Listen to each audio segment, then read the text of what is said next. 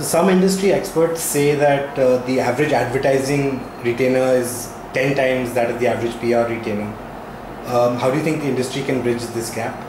See, firstly, I'm not sure whether really advertising always gives retainers. I think it depends on the ad budget.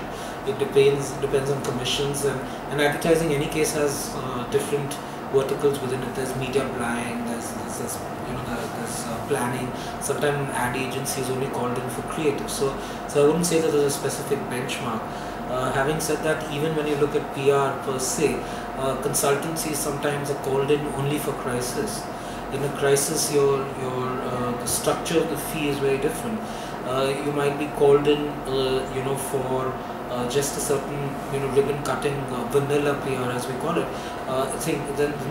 Then the retainer or the project fee that you receive is different. Having said that there is a huge gap, whether it is 10 times or whether it is 5 times or 4 times. It's difficult to really assume that or believe that exists in the way that perhaps some people believe it. But there is a gap, and I think that gap has a lot to do with the history of how the two industries have evolved, and it also has a history of who's involved in what.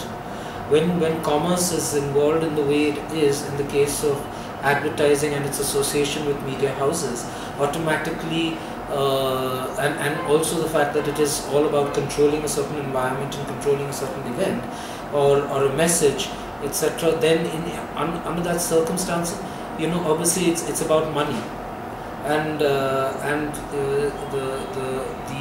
in that scenario, obviously advertising will generate that thing, because the media looks for advertising itself and to sustain itself, because its own approach and view on content unfortunately is very, very low, because the mere fact that you get media at such a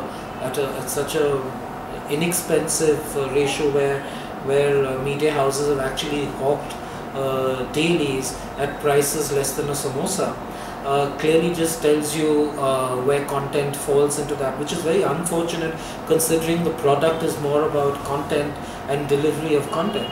So in that scenario, obviously PR, where we deal with notional things, where we deal with content, where we deal with engagement, it's very difficult to measure it on a price sheet, because we are not commoditized. It's not a commodity. It's not something off your menu. So in a scenario like that, you're going to constantly have that comparison. But I think where we are sitting right now, where people are realizing the potential and the bandwidth of PR, and that it can actually be central to marketing, and where it should have been years and years ago, is getting to be realized, as I said earlier, purely because businesses are now more serious about doing whatever they do in the external world in terms of outreach, whether it is also internal.